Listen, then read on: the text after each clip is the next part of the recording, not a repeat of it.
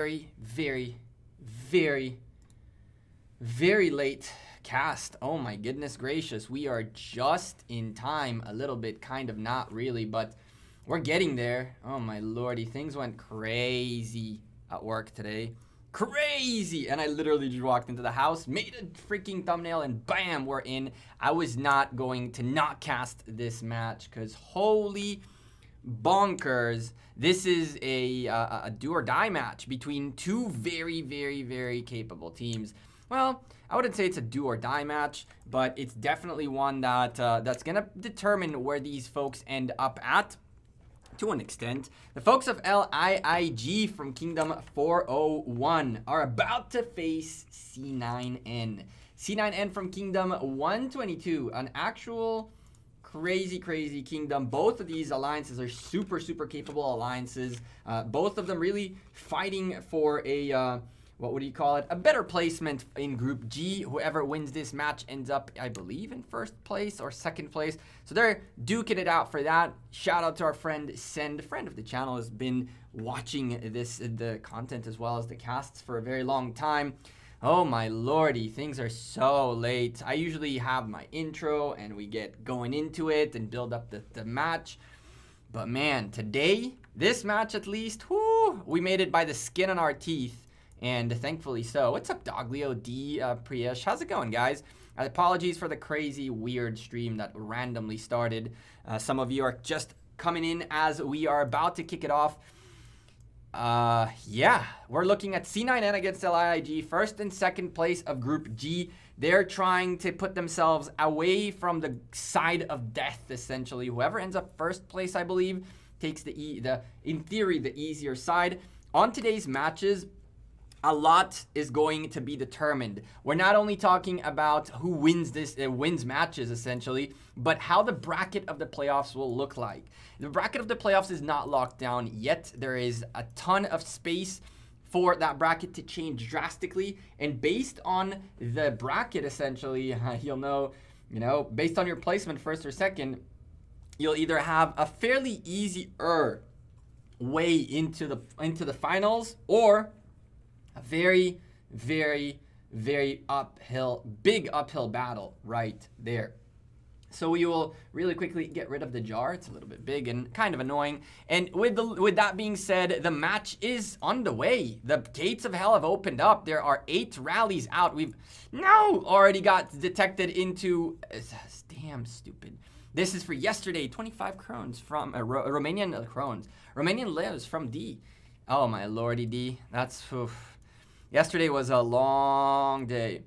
There are a few things that I need to start doing a little bit earlier. Yesterday, because we streamed so much Among Us, I was super late for stuff today.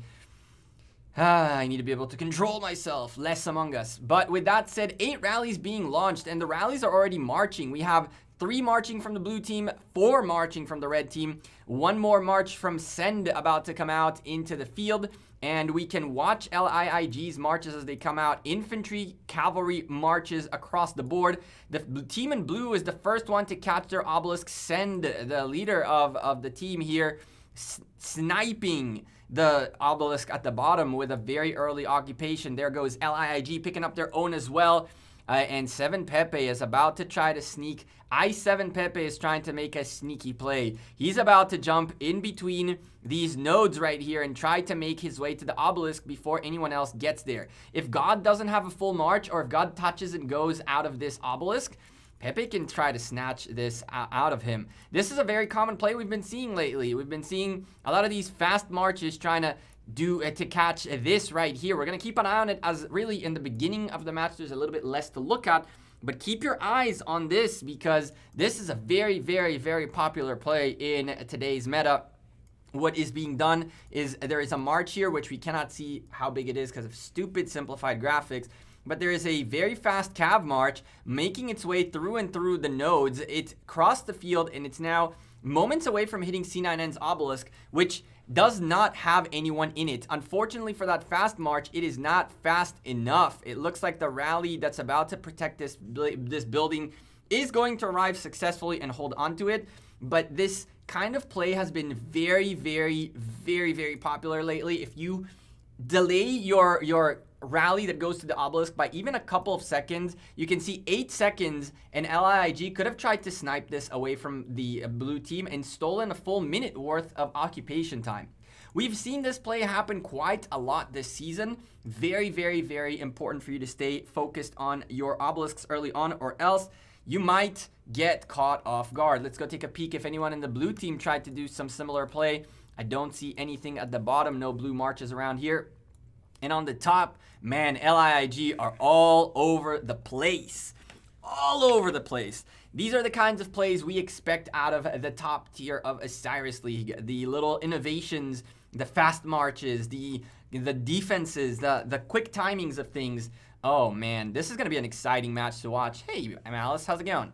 So within about a minute, 74 seconds to be exact, every building is going to open for occupation. For now, curiously enough, the team in blue has yet to take their third outpost. For the first time in a long time, I'll say this is actually a significant difference because it's been 2 and some minutes. So it's going to take them another 3 full minutes to take occupation of this building, which means they're going to miss out on about 150 points early on from simply not occupying the outpost quick enough. They could have occupied the outpost way back. As a matter of fact, it's been 2 minutes, more than 2 minutes since their other outposts have been occupied. At 30 points per minute, every single minute, this outpost being 5 minutes worth, having a 5 minute worth of a delay, is 150 points less than the blue team will have. On the other hand, we're looking at teleports really quickly. If we keep an eye on our teleports, 2 teleports available for the blue team and 5 for the red team. The buildings are starting to lock in, and these folks are going to start teleporting in. It's very important very early on for us to see both teams teleport quickly. If the folks who are supposed to teleport first are not prepared to instantly teleport, this can cause delays on all the strategy. And in this point, you'll see the reason we got another 5 is another obelisk locked in and 1 more in there. So keep your eyes early on the teleports. Why are teleports important? They allow you to take your city out of the starting zone all the way to a forward-facing area. C9N catching the Shrine of Life away from the folks of LIIG early on in here and putting a YSS to hold onto the building. There's a big presence here by LIIG to swarm this building back. It marches in here to potentially fill in this building and just keep delaying. Obviously, there's too much force in here by LIIG for C9N to be able to hold on to this building long term. But every single second that goes by that they own the building is more time that they take away points per minute from their opposition. In this case, for example, there is a march right here that is hitting an open field, a swarmer march. The swarmer march doesn't care if it loses, if it dies. There's plenty of swarmer marches around here that these marches should not be, this one shouldn't, this one is okay, but it should not be hitting a march on the open field. It should be using every single piece of troop they have available to keep holding onto the building. Unfortunately, by the looks of it, this person already has a march in there, and it was the YSS, so in that case, there's nothing he can do. He still brought some marches up, but now those marches are gonna be gonzo, and that early advantage that the red team had with the outposts was kind of balanced by taking a Shrine of Life away from the red team for a moment or so. Teleport skill coming in, still 1 teleport available for the team in red. That is not a very good way to start off the match. You really want to make sure every single teleport is being fully used. They did utilize it and then pop a skill. So folks need to teleport here very quickly. The quicker people teleport, the more time they will save by marching back and forth from their city. Right now, theoretically, according to the current shape, C9N are behind by about 107 points, but they are ahead on the overall plan, which is they have majority of their folks teleported already forward, and now they can start filling rallies quicker and join rallies much, much, much quicker. Now, this is the C9N versus LIIG match, not the realm of Horus. A rally set on the C9N Desert Altar, Natella Takeda hitting a Theodora primary, YSS secondary. By the looks of it, that's a new one. I haven't seen a Theodora primary YSS secondary in quite a while. It looks like these guys are going to be able to potentially hold on to their building. There's a lot of open field presence by both teams in here, which is a very big problem, more for C9N than for LIIG. The team in blue, C9N, need to be able to hold on to their building no matter what for another 10 seconds. Then they can get the first occupation bonuses. The most important... Ooh, Zenobia, can we see the reports? Is the bug still... Ooh, we're going to take a look at that momentarily at this Zenobia. But the most important thing early on is you have to make sure you get all the first occupation bonuses. The first time a building is occupied, it gives a first occupation bonus of alliance score that is a fairly big alliance score that you want to have. Once you've occupied the initial building, it's okay to lose buildings, but of course you want to keep holding on to them. C9N seem to have slacked on the defense on the Sky Altar. They're about to lose their altar. In return, though, they took away the Sky Altar from the team in LIIG. By the looks of it, these teams are playing some sort of a mirrored strategy, essentially trading the same buildings back and forth. Means that they're onto each other's weaknesses and plays, and they've managed to actually, so far, kind of mirror each other. Out of this whole debacle, the folks in blue ended up ahead by a mere 400 points, which is a great start, but they're also way ahead in the points per minute game as their buildings have locked up while their oppositions have not. They also took LIIG's Desert Altar, which was instantly taken back, but regardless of the building being instantly taken back, it did hit the points per minute overall. So at this stage, we have 2 buildings of each kind, but for the team in blue, they have 1 altar that is ticking for points, this one right here, which is a crucial one they cannot lose. This is their advantage. If they lose this building, LIIG can pretty much level up the playing field. If the folks of C9N in blue manage to hold on to this building, even with all this siege, and they don't lose it, this is going to be their advantage early on, as this is the only difference between the 2 teams in the points per minute game right now. 1 teleport still available for C9N compared to the 3 of LIIG. That's a little bit of trouble for LIIG. That's 10 marches that are going to march 3 minutes more than anyone else. I don't know if it's a good idea, but I want to see naVi as well. 2 streams at the same time, both with sound. Who is streaming the naVi match? Who is streaming the naVi match? Interesting. Oh, Bulba is. That's sad. Okay. Well. LIIG. Man, oh man. What a match. They're getting a lot of pressure. A lot of pressure onto their Shrine of War. And what can be said? What can we do? What can we do? Can they hold on to this building? This is one of the most important buildings for them right now. If they don't manage to hold on to this building, this is going to be insane amounts of trouble. Insane amounts of trouble. With that being said, so far so good for the folks of C9N. They have, oh boy, Shrine of War goes down a minute and a half before the arc pops up. C9N are already also positioning forward. LIIG are in a lot of trouble early on. It's a lot of trouble early on. Well, Bulba is going to end up paying a very big price for what he's doing, but it's okay. Looks like C9N are not going to hold on to the Shrine of War, which is completely fine. They've taken 3.5 minutes away from the red team in terms of the points per minute that are gained by this building.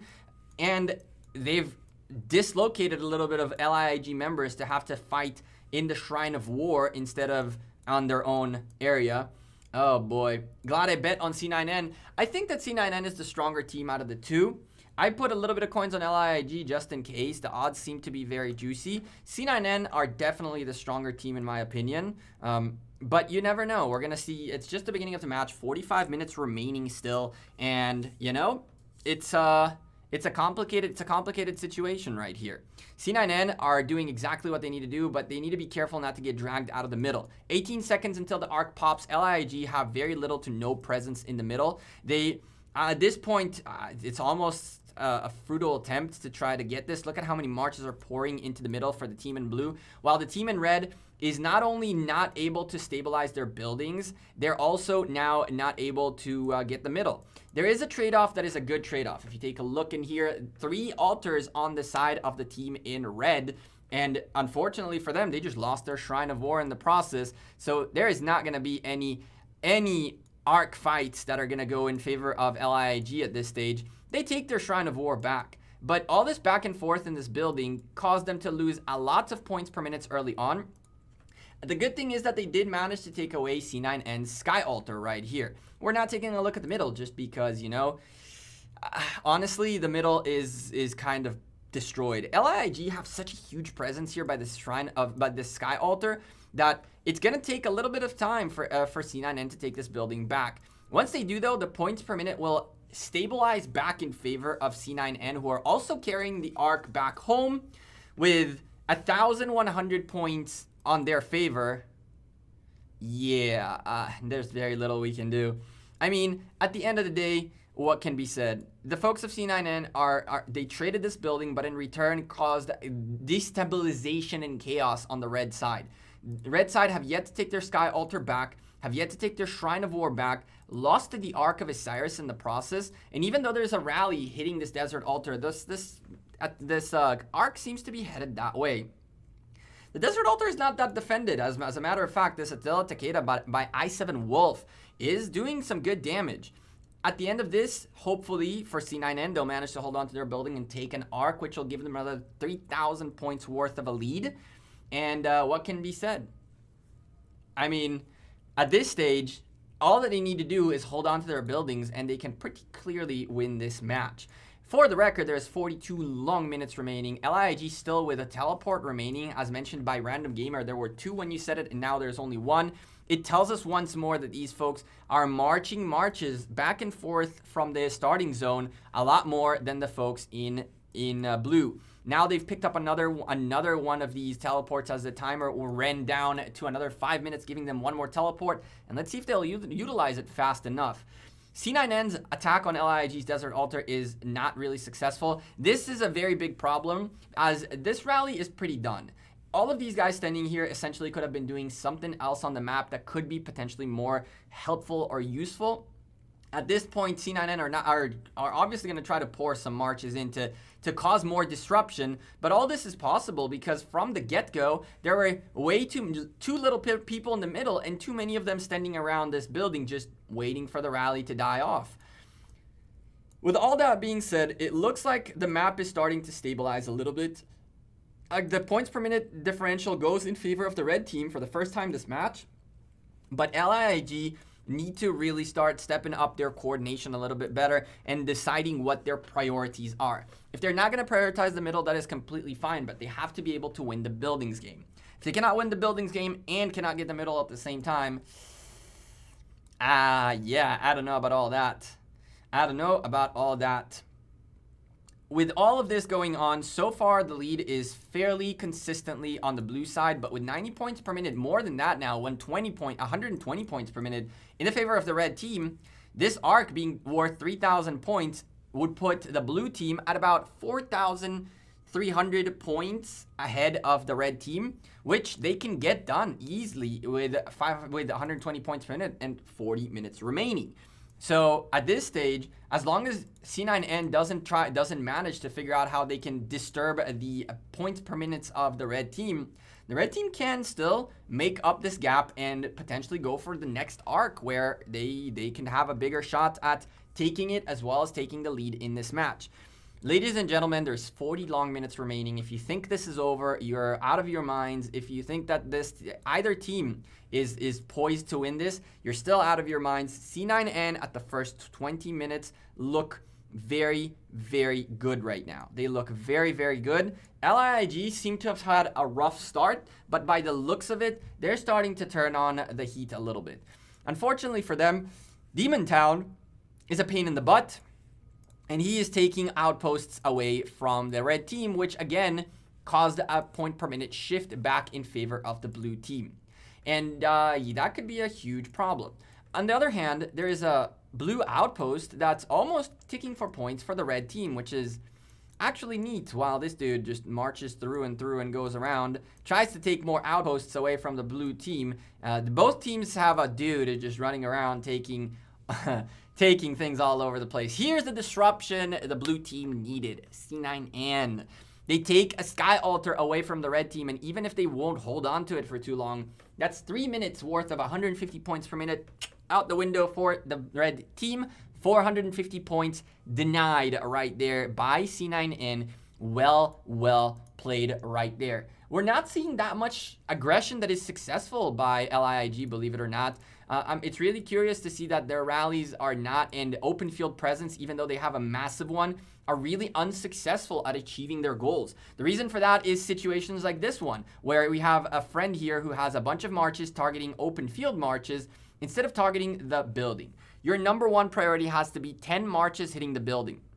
In this specific scenario, it looks like they have their 10 marches already swarming the building, and now they're using the rest of them to clear the open field, which is a great play. C9N about to lose this Desert Altar, and when they lose this Desert Altar, the points per minute shift will happen once more. They will be ahead by about 30 points, but these kinds of disruptions are going to make the arcs very important. And in 6 minutes, we have a new arc of Osiris popping. Everything can change. C9N can still hold on to this building. There are plenty of marches on their way to the building to attempt to reinforce it. No idea how quickly. Swift Stride, where was that used? Where was the Swift Stride used? Where are they trying to get quicker? At this point, it looks like someone's trying to get quicker into here, but that Attila Takeda is so full and so damaging right now that holding on to this building is going to require a lot of manpower out of C9N. On the other hand, though, they are taking out the LIIG Desert Altar just as well, and that is also having a very big problem holding on. If C9N if the blue team take the red Desert Altar and the red team take the blue Desert Altar, we go back to square one, and once more, we're back into an even playing field. Right now, theoretically, they both have the same buildings and the same everything. But the red team has a few buildings that have yet to start ticking for points for them, while the blue team have all their main buildings ticking for points. The blue team is doing the correct play. They are making sure that the red team's buildings don't give them points, while they're holding on to their own buildings to gain points. That's what you need to be doing if you're trying to win the buildings game on a more whatchamacallit? Wow, if you're trying on a more aggressive manner, aggressive ran out of my head real quick, on a more aggressive manner. At this stage, C9N lose their Desert Altar, but they're not able to take LIIGs. So this is a good win for LIIG. They stabilize the points per minute game to about an even point, but at 5,000 point difference, they're gonna need to start also gaining a lead in points per minute. The Shrine of War, I've not seen it being contested almost at all at this point in time. This Zenobia Charles Martel combo seems to be doing really good. Let's go take a quick peek if we can find an Attila Takeda rally on one of these and see if we can catch a nice report out of these guys. By the looks of it, there was no Attila Takeda hitting this building just yet.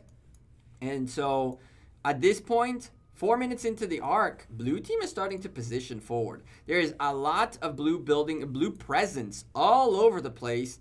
And it's 4 minutes in. 5 teleports available for the blue team, 4 for the red team. For the first time in this match, they have more cities out of the gates, out of the initial starting zone than the team in blue. Oh boy, this is not good. This is not good. This is not good because anything can happen, and I'm actually super stoked about it. There's 35 minutes remaining in the match. The blue team is slowly gaining a nice advantage. But it's not an advantage that can't be come back out of. The problem for the red team is they're going to need the arc. They're going to need the arc really badly. And the blue team is already posturing forward towards it. I do not see any red marches anywhere. Okay, now we're starting to see them. I did not see any of them when we were looking at the Desert Altar. Now the red team is starting to position towards the middle. Let's see if we have any unhealthy marches. One unhealthy march, and the rest of them are full marches ready to rock and roll. There's going to be a clash in here, and that clash is going to come in quick. The red team need to be able to stay as a ball, and they need to push themselves into the Temple of Osiris. If they take this arc, everything goes back to square one. This match just goes out of control. However, if the blue team takes this arc, it's going to be a very problematic uphill battle for the team in red, because the buildings game is so far very much in the favor of the blue team. If the red team now lose this building, it's going to be a terrible situation for them. They need one more march in there. They need to destroy this until to get it quicker. Oh my lordy, this is... Oh! LIG! Why you have to do this? Oh, okay, timeout. There's an open field march still in here. Still hope for the blue team. If they're hitting the building... Are they actually going to take this building away from LIG? Nah. They did! Oh no! 2 open field marches by LIG. A full march in here, ready to rock and roll. There are no marches by this individual was the garrison commander. I understand that, but you need to get in here. Something, even without a garrison commander, just buy some time. There was nothing they could do to hold on to this, and that is 240 points per minute out the window for the team in blue. For the team in red. What a disappointing situation for LIG. They're going to take their building back real quick, but the point is the 40 seconds plus the 3 minutes worth of points that C9N are just going to take out of LIG. Here is the problem. Here is the bottom line. This is what you need to understand. LIG are a team that understands the fundamentals more than anything else. LIG are right now at a point where they are missing the fundamentals. They're missing the fundamentals. They're missing the point of being of ARC, which is you need to disrupt your enemy's points and hold onto your buildings. Unfortunately, if they don't take this ARC, we might go check out the naVi match and see what goes there. That match is going to be probably a very, very exciting match going on. We'll get a quick thumbnail, a quick little title change and figure it out from there if this keeps going the way it is. If this ARC goes into the blue team, 30 minutes or not, there's going to be very little that can be done for the folks of C9N, of LIG, and it's okay. At the end of the day, it is what it is, right? Let's go take a look and see what else C9N can get done. C9N are doing a fantastic job. I knew that I shouldn't. Betting against my friend Send is a very bad idea. Oh boy. This looks like C9N are just dominating the field. 3 altars in their favor. 270 points per minute in their favor, which means their gap grows even further now still at 5,000 points. The ARC pops up. Who takes it first? That's the big question. I see a lot more LIG around than I see blue marches. As a matter of fact, I see a lot of frowny faces out of C9N. This could be trouble. C9N are picking up the ARC, and they did pick it up. No, they didn't. Red team dropped the ARC first, and they are starting to back paddle with this. This is what they needed. This is exactly what LIG needed to get some breathing room to come back into this match. Taking this ARC would mean 3,500 points, brings them down to 1,500 point differential, and everything goes back to square one. C9N are doing a fantastic job, and LIG even taking this ARC without being able to stabilize their points per minute game and buildings game will not stand a chance to win this match. On top of that, C9N managed to take the ARC on the red side and start marching it backwards. A lot of red marches fighting back here and not even focusing on the ARC carrier, which is a huge problem. The ARC carrier is making ground back. There's now folks targeting this ARC carrier heavily, and the ARC goes down. And who will pick it up next is a big question, as someone needs to pick it up and start marching it either way. The red team really need to step up their building, their ARC game right now, as well as counter attack. And the counter attack came in the form of taking an obelisk away from the blue team, and that is a few moments before their last teleport pops up. This can be problematic. It means that someone is going to stay behind in terms of teleports, but that's okay because both teams have yet to utilize all their teleports fully. The blue team is backpedaling with their ARC. They're making it back home, and they're marching quick. The red team needs to stop this ARC carrier now, or else this is going to be very, very hard for the red team to come back into it. ARC goes down, and oh my lordy. Oh my goodness. With the ARC going down, this seems like the red team is going to be picking it up. I don't see that many blue marches, and I see someone picking it up. So I'm assuming this is a red march. We'll see momentarily. Or maybe we will not see momentarily because Rise of Kingdoms loves to crash in the best time of the action. But that's okay. We're going to go take a quick peek, and then we'll go take a look. Titch, I don't care about naVi, man. Please stop. I cannot care less about naVi. You guys want to go watch naVi? Bulbaritos is casting it. Go wild. When he gets zeroed, that's on him. naVi, we're going to watch it. If this match don't go too good, but I cannot care less about the naVi match, honestly. I cannot care less about what's going on there. Let's go take a peek. Ooh, while we're doing this real quick. While we're doing this. Our simplified graphics are off. Nice. Good. Now please. Now, please.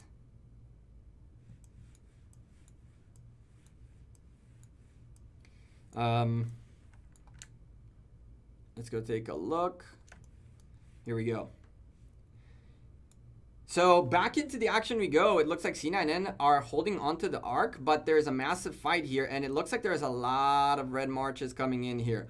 A lot of red marches in here. That arc gets dropped instantly, and now it's a matter of just picking it up and moving it. The red team is doing the right play. There's no reason for them to try to pick up the arc. If there's blue marches here, they'll just get grinded out. They're killing every single person who picks up an arc. At this point, I see very few blue marches compared to earlier, which is good news for the folks in red. Why don't care about the other match? Because I'm casting this match. Why would I care about the other match? We're giving these people their platform, their time to shine. We're watching these guys right now. And so if we go watch someone else, then we'll care about that. At this point, we're looking here at a match that people are calling off because 28 minutes to go, there's 7,000 point difference. An arc and a little bit of extra plays can bring this match right back to 1,000 points, and then potential provisioning tie. Yeah, there is someone casting naVi. Bulburitos is casting naVi. We might go check naVi. If this arc goes in favor of the blue team, we'll probably go check out the r0se versus naVi match. But at this point, I'm just having fun casting these guys. Hexor, I'm not going to answer questions in the middle of a cast, my man. It's not the right time for that kind of question. While we're doing that, I really need to remember not to look at chat while casting. While we're doing that, the red team finally getting a break. The arc is marching their way, and there's very little blue marches. Very good job by the red team taking their arc back. The arc, on top of all of that, obelisk being taken away by Belisarius means that LIG have 0 defense on their obelisk, which is a very big problem. You can leave 1 march, and that would solve your issue. Believe it or not, 20 points per minute is better than nothing, especially when you're losing by such a huge margin and there's 150 points differential between the two teams. With all that being said, we're looking at a potential comeback. 7,000 points in favor of the blue team, and boy, oh boy, this is about to go down by half. 3,500 points this arc is worth. Blue in C9N, I mean, they're done. There's nobody left. LIG came back into this. C9N poured so many marches onto the field early on, onto the middle. And now look at the points per minute game. Look at the buildings. Oh boy. That early potential situation in this middle area for C9N is coming to bite them in the butt. The red team have taken the points per minute lead by 30 minutes, but they have the arc now, they have the buildings, they have everything they need to potentially start coming back into this. Butter is on his way home, and there's nobody who can stop him from getting there. C9N, on the other hand, the blue team is rallying the Shrine of War unsuccessfully. They're trying to rally the Desert Altar unsuccessfully as well. That rally will go down more than likely. Now it's the turn for the folks in red to come back into this. Look at the amount of marches ready to rock and roll. Their time to pour out. These guys need to go aggressive right now. Get the rallies out. All of this field presence can go now into a building take. If they can take out this Desert Altar that's getting massively defended here with only a rally doing pretty much nothing. There is a Richard on the wall, so that's a problem. Richard, YSG, Garrison, LIG a little bit behind on the defense in here. This is a good spot for the red team to come in and try to yoink a building out. The Shrine of War of C9N has seen no fights for 15 minutes. 15 long minutes. The Shrine of War was not contested once by LIG. It looks like these guys are just lacking their aggressive state. Like, come on, all of these open field marches, time to run up, get a rally going on, get yourselves in the Shrine of War, start fighting it out. You guys can take buildings, take the point per minute lead, and from there, take the points lead all together. That's where you need to be for the comeback to be successful. Butter is about to drop this arc. He wants to do it instantly because they are going to need 1 more arc potentially. Well, they won't have 2, but they're going to need 1 more arc to come in. Arc of Osiris in 3,100 points. Less than that, 3,000 point difference between these two teams. And the point per minute lead is in favor of the red team. Ladies and gentlemen, those of you who counted LIG out, they are all but out. This match is still rolling, and it's going very, very well for C9N so far. LIG are starting to come back into this. If everything works out the way it needs to work out, in a few moments, everybody's going to have their side of the building, and the points per minute should even up to 590, 590. But until that happens, 110 points per minute in favor of the red team means that the gap went down to 3,000 points. 3,000 points means the next arc is going to be very, very important to determine who wins this match. The red team still have an annoying, there he goes, an annoying little dude getting outposts away from the blue team, which means they're going to keep gaining more points per minute, gaining that little extra advantage. An open field swarm on a building without a rally is having a little bit of potential trouble, although they are doing their thing. LIG cannot let this building drop. If LIG allow this building to drop with Jesse, Belly, and Silken standing still just waiting to reinforce the building, nobody fighting on the open field trying to clear this building out, if this building goes down, that's LIG throwing the match, essentially. There's an Attila Takeda ready to rock and roll in here. There's another infantry march potentially to refill the building. There's absolutely no reason for this building to go down as far down as it has. And LIG, if they fall asleep on defending their their desert altar, this is just not good at all. 2 more arcs possible? Not at all. Not at all. 4 minutes, that is if you actually manage to get the fight going. That next arc is going to be so important. I doubt that they'll get out of the middle before the 10-minute mark is down. By the time the arc comes out, it'll be about 16 minutes remaining, and I can assure you that the arc is not going to march straight home. There's going to be a tough fight in here, and the likelihood for what it'll happen is that it'll reach its destination within a few minutes, less than 10 minutes on the match remaining. And by the way, either team that takes this is not required to instantly retrieve the arc. Either team that wins that arc will essentially hold onto it because that's their wild card to make some quick points. There's no reason for them to risk for another arc, right? So the likelihood of that happening is very low. It is possible if those arcs get instantly delivered, as Titch was mentioning. It is possible for a double arc based on the time remaining, but the likelihood is very, very low.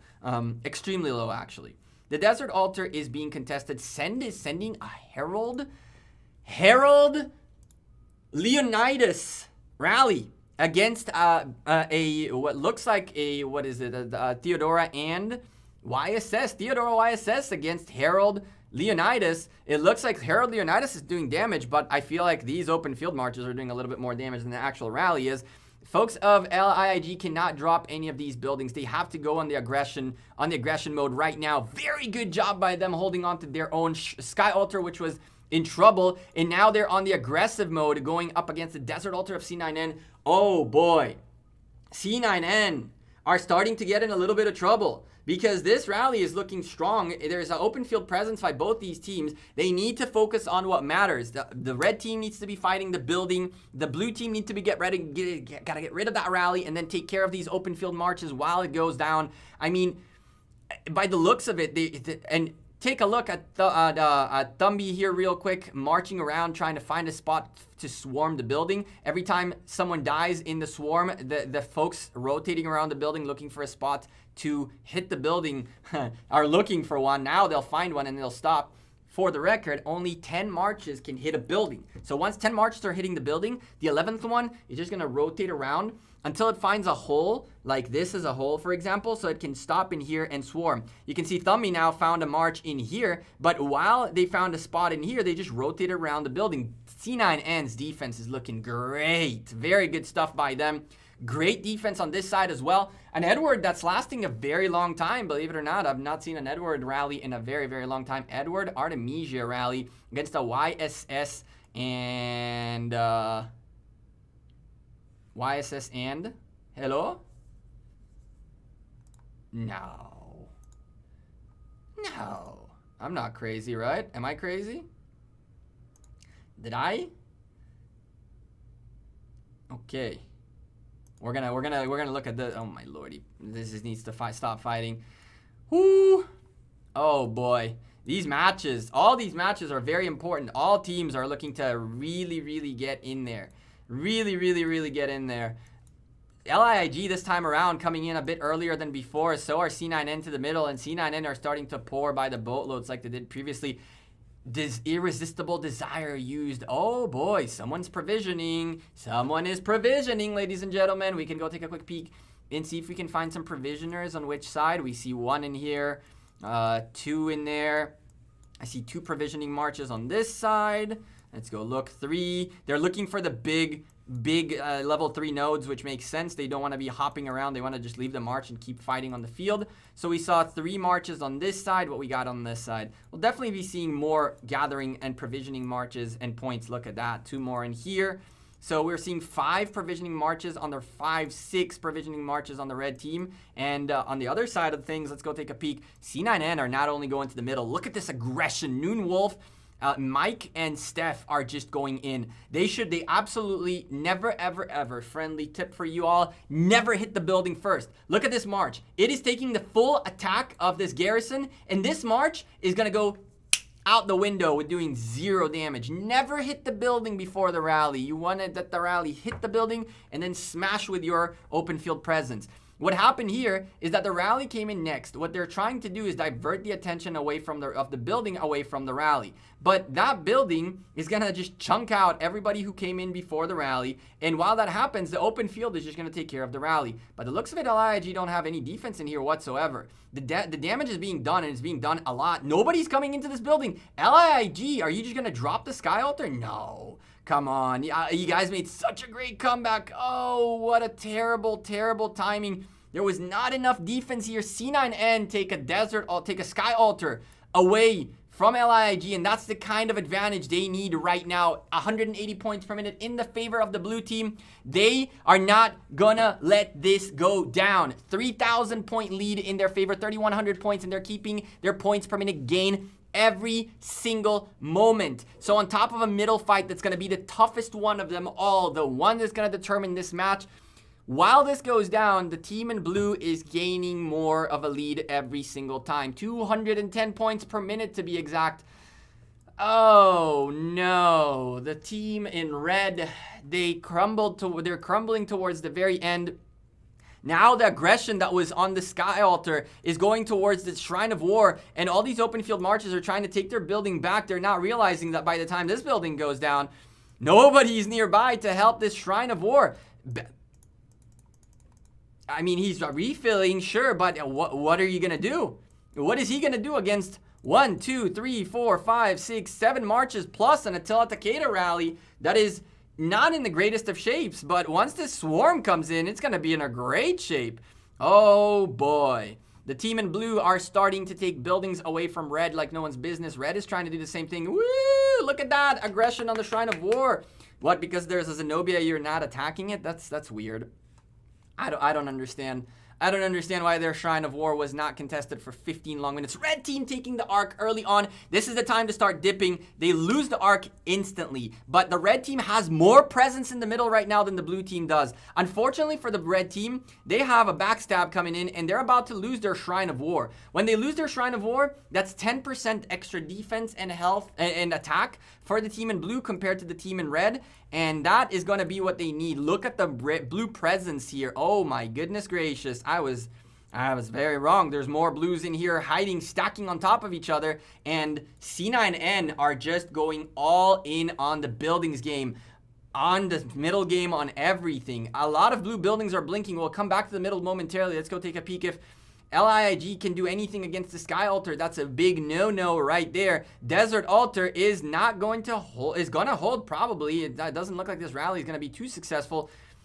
I7 Wolf, and there's like two marches standing here. There's a march, there's a nice little support march that could be hitting the building. Instead, Wolf is just here. This is what the problem for LIIG. Not Wolf, sorry, Phoenix. Phoenix, what are you hitting? I hope you're hitting this building. I don't see her hitting the building. She's just standing there right now. So that's a problem. That's a problem. That's a building that could have gone down if Phoenix was paying attention. And the middle fight is just going to be a brutal fight to the very end. I mean, oh my lordy. Oh my goodness gracious. The red team is getting picked off one by one here, and they're going to keep getting picked off because where is all their open field?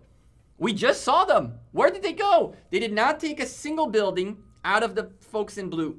They did not take, after they took the arc, they did not take a single building out of the blue team. They were not able to come back into the middle whatsoever at all. I mean, honestly, how do you want to win this?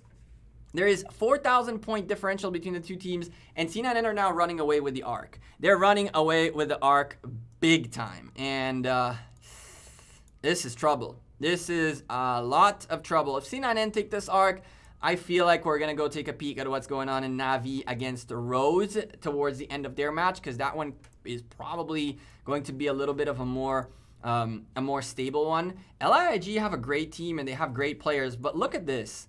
How, where are you guys going? Where are you guys going? What's your plan? Wait, what? Where are you going? Towards the middle. Great. Guess what? The arc is already half a mile out. The arc is almost home. Where are you going? You guys are not going to catch up with that arc. Why? What is this? This is the problem, ladies and gentlemen. All those open field marches are way too late. They need to be somewhere else. It's just, LIIG. Just a little bit of timing. Their timings are off. And unfortunately, like, even if they manage to somehow take this arc down, this arc carrier down, there's a couple of marches here hitting it. Where are you going to take it? You're going to start fighting for the outpost and try to put the arc in the outpost? Yeah, good luck with that. At this point, I don't know what to say. LIIG had a shot. They started bad. They stabilized a little bit. They gained a decent point per minute lead. And then it went down to this. I got triggered. I did. Death Squad, I did. I'm like, no, LIIG, you guys have this. It was everything LIIG needed to do. They had a possibility to make this a very close match. But I'm like, come on. I know the guys of LIIG. I know they're a capable team. I know they're a strong team. I know they're better than this. I don't know what's going on in their team right now, Death Squad. That's why I'm like, what happened? It's just a little bit of timings that, like, where are you guys going? Like, have you not realized this arc is out of your reach already? There it goes. It's escorted successfully. And now 1, 2, 3, 4, 5, 6, 7, 8, 9, 10, 11, 12 marches are in the middle of nowhere. In the middle of nowhere. They cannot help anywhere. They cannot help taking a building right now. They cannot help. Look, if we take a quick peek, let's take a look. AZ is 1 minute and 25 away from wherever he's going next. If they're going forward, everybody's 1.5 minutes out from anywhere. And so, what do you want to achieve? I think that I like the folks on LIIG and I like the folks on C9N. LIIG just couldn't get it done. They just couldn't get it done. It is lost indeed. It is lost indeed. But it is lost because of things like this. Let's go take a quick peek at what goes on in the naVi versus r0se match, because that's a match that I originally would have wanted to cast, but I was like, oh, by the looks of it, it's not that close anymore. What do you know? 3 minutes for the arc. naVi are pouring to the middle. This is the third arc, so it's a 4,000 point arc. Let's quickly change our title and go naVi versus, who is this again? r0se. naVi versus r0se, final moments. Let's go do that, and bam. r0se are coming in for the middle. Now, r0se last time around made the match super close with provisioning. r0se are a very capable team in here, and naVi are a newer team, quote unquote, to the scene of Osiris League.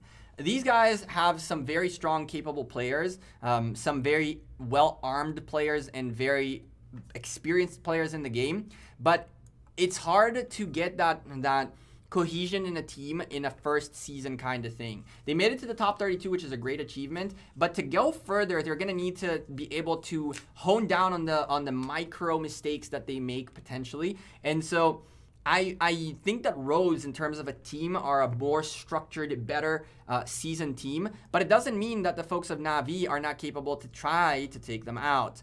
With all that being said, if we take a quick peek at the points per minute game, it right now closed in back into the favor of naVi by 10 points. That's it, 10 points per minute. They are losing by 3,700 points, which is not a big deal if they take this arc. It's a 4,000 point arc. But r0se are very, very known for exactly this. Even with a middle fight, Van Diesel is gathering, which is, it's exactly what r0se do. They have massive provisioning out there. At a certain point in time, they just go out to provision. This time around, they're going to have to fight for the death for this arc, so I doubt they'll be doing that. But if I know r0se a little bit, we're about to see, and Rise of Kingdoms apparently knows r0se a little bit too. If I know r0se a little bit better than that, they're about to shoot up in points and provisions, and they are just going to try to delay this arc rather than potentially take it in their favor. Even if they lose the arc, if the provisioning is strong enough like it has been all season long for r0se, then all's good, alles chill. The problem is, if it's not, this could go crazy really quickly. naVi seem to have designated gatherers. Designated gatherers is a good thing. The question is how good are they gathering? It's not, I don't know. I've not seen naVi this season at all. naVi have kind of been a team that have been under like an unknown team, we'll call it that. I hadn't had the opportunity to cast them much, and I think they had a few interesting matches, but there's always something that I was like, I can do this or I can do that. Okay, I'll just go cast someone that's a little a more known name. But with r0se in here and naVi putting a fight to r0se, I mean, look at this. There's folks all over the field. naVi already pushing down to make sure that when the arc pops, they have already how to backstab the arc carrier that drops the arc. Hey, Danny, what's up, man? How you doing, Daniel? Let's go look at the points per minute buildings game real quick. Max Payne rallying a Desert Altar, and this Desert Altar is taking a bigger beating than the rally is. That's a big problem for r0se. naVi about to potentially lose a Sky Altar. There's a good presence in here. Okay, there's a good presence in here on the open field. There could be a chance here for r0se to still take this building away from the folks in naVi. That is 150 points. It doesn't look like this open field presence was enough, though. It's very close, but it seems that by the skin on their teeth, naVi are going to be able to hold on to this building. If they lose it, that's going to be a real big problem for them. Going back to the middle as naVi are taking the arc. Where is this arc right now? It's being dropped on the side. naVi have a good presence, but a lot of frowny faces. I see r0se. Hello? Hello? Bad Ghost? Wake up, homie. Mafia r0se, hello? Please? Go die, do something. r0se picking up the arc. Oh! What do you know? Bad Ghost listening. So Bad Ghost back in action. That means more red marches coming in. r0se versus naVi towards the tail end. 6 minutes remaining and 5,000, less than 5,000 point difference between these two teams. To be precise, we have about, what? There are 4,200 points. So provisioning is still in here by a little bit. This arc is a 4,000 point arc. Very, very important arc for either team. The blue team needed to be able to close the gap and bring it down to provisions. The red team are going to need it for securing their victory. By the looks of it, the red team have dropped their defense on their Shrine of Life, and the Shrine of Life went down in favor of naVi. That's 80 points per minute less, or 400 points away from the folks in red at this point, because even if they try to take the building back, there's not going to be enough time to occupy it and get that many points ahead. And oh boy, the marches bugs are so annoying. I hope it's just bugs and it's not them actually standing there. There are situations in which potentially Bad Ghost is also somewhere else on the field and he was looking there before coming back into here. r0se is cleaning up slowly and steadily naVi away from the middle, and I'm seeing more and more r0se on top of the arc being in blue hands.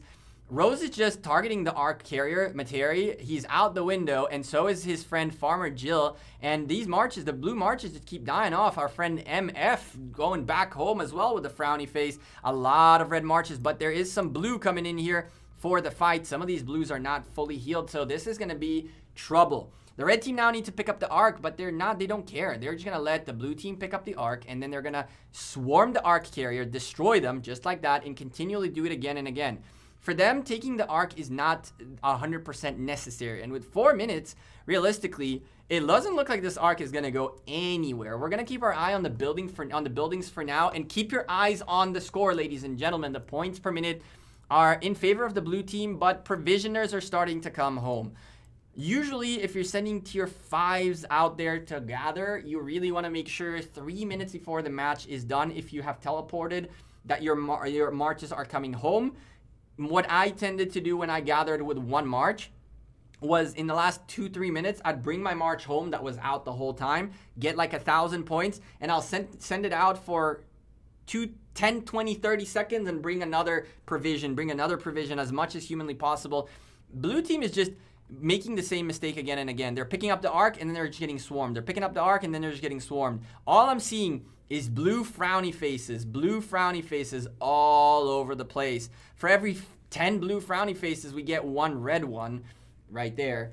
And so it's a big problem for the team in blue. Red can actually take this arc and actually guarantee their victory towards the very end. Unfortunately, though, it doesn't look like it's going to be the case for naVi. naVi are fighting, I believe, for the playoffs place. This is naVi or r0se. Whoever wins this goes out to the playoffs, the top 16. This is the top 32 playoffs. I mean, the playoffs of the playoffs. Top 16 placement is what they're fighting for, and r0se is 5,000 points ahead. Keep an eye on the points, ladies and gentlemen. There's about to come in a lot of them. A lot of them are on their way home with provisioners. Look at the points in r0se just shot up by a nice little amount. Keep your eyes on that. Those points are going to go up as provisioners keep coming home. On top of all of this, it looks like r0se have secured the arc of Osiris in the sense of they have a very good control of it, and it is marching its way back towards the red side. At this stage, even if they take the arc down, they're going to need so much time to march it to any blue building that this arc is out of contesting for the folks in naVi. r0se will more than likely take the arc or stop naVi from taking the arc in themselves. Look at the points as they start shooting up. r0se are trying once more to make their way out into the top 16. Oh my god, who do I want to win? I want a great match. I have no favorites anywhere.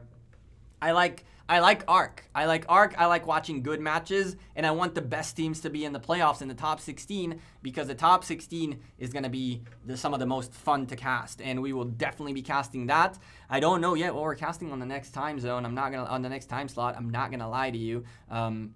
But we're definitely casting in about an hour. So come back and make sure you're here. We will find us an awesome match to watch with some commentating from the perspective of someone who played Arc, who understands a little bit of things that are going on in the map, as well as not necessarily trying to tell people what they need to do, but actually explain to you why things are happening on the map the way they are. Sometimes it's just as simple as oh, well, they didn't have enough of a defense here. But sometimes a lot of folks are like, what are you doing? Why did you lose this building? Well, you lost this building because most of the team was on the bottom side and they took this building and that building. And so they gave up that one in terms of trading in comms and things like that. These are things that once you play Osiris League, you kind of understand a little bit better the trade-offs in plays and what gets priority and what doesn't. And you can really see which team knows their priorities and what are their priorities if you understand what goes on in the match. MF here just trying to swarm the heck out of the Shrine of War, but he's just not going to be successful. The folks on red team don't even care at this point. They're 6,000 points about ahead, and they are 22 seconds away from the top 16. And them with BBTH are going to go out and about, and we're going to go look at how our bracket ends up at the end of this. So don't stick with us after the match. We'll go take a look at the bracket as well.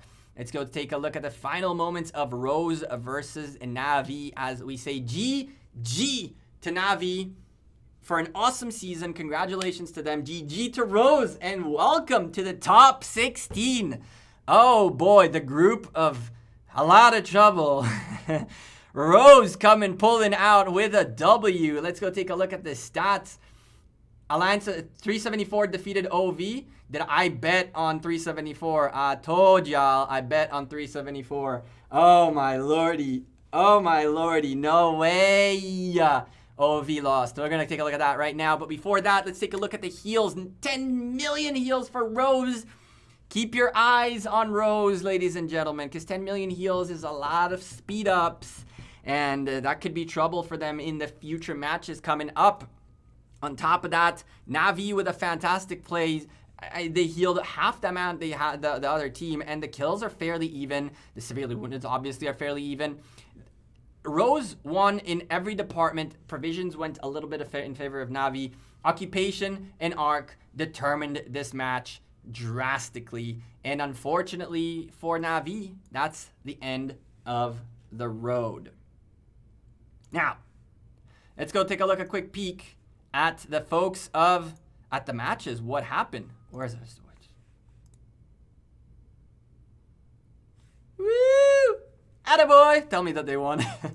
That's a which OV? You're not talking about this OV. That's a 3 p.m. you troll. OV of this is not the O. This is not OV. Alliance 374. They didn't defeat. They defeated OV last time. Why you do this to me?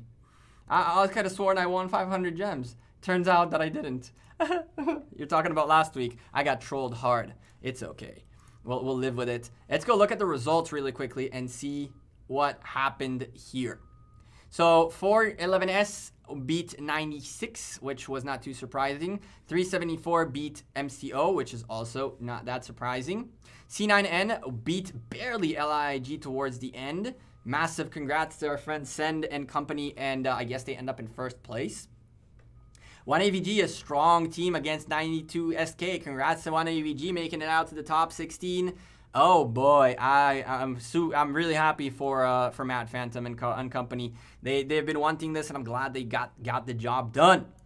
OUO beating TZA, naVi beating losing to r0se, Eve losing to BBTH, both from the same kingdom. I mean, Eve had nothing to win in here, and BBTH had essentially secured their spot. Now they definitely secured themselves their first place position. Now, I don't know if the brackets already update. Do they? They do not.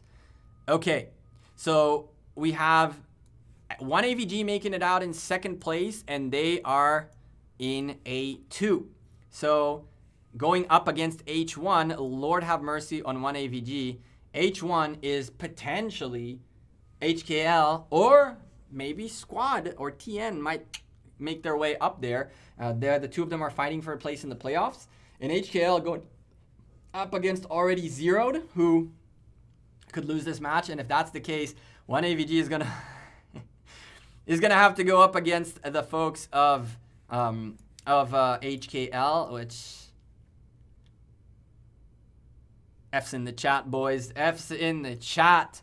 108 in first place on Group A are going to go up against second place of H, which could be the folks of Squad, Death Squad and company, or Titans, depending on how this match ends up going. And so, again, HCL could lose, and then somehow either Squad or Titans go to first place. That could theoretically happen, but that will be their opposition next time. Looking at 374 with 3 wins. What a crazy, crazy play by the folks of 374. Heart of Courage coming out as the B1 team, and they're going to go up against G2, who are the folks of LIIG. LIIG are going to get to meet 374 in the next round, and yeah, we still have to see this match, what comes out of this. Let's go look at C9N, who won all 3 matches. They are G1. So C9N is looking to go up against, was it B2? It was B2, right? They're looking to go up against whoever, against JST or OV. They're going to hope and pray JST beat OV, and then they get to go up against JST. Although I'm pretty confident C9N would like to go take OV back on a nice little match against them. Let's go take a quick look right here. What else we got? Who else played?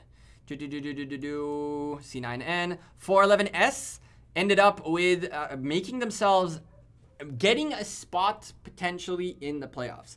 This is the crazy part. If UCS lose and PTAL win, there is a hypothetical where all these 3 teams could end up fighting for 2-2-2, and then whoever has the biggest differential will essentially win. This one worked really well for 411S. They have a huge differential in this match, and I'm pretty sure they had a decent differential on their other match as well against PTAL. So this is trouble for PTAL. They really need to win in order to be able to potentially get into the playoffs. So we're going to see what happens there in a little bit.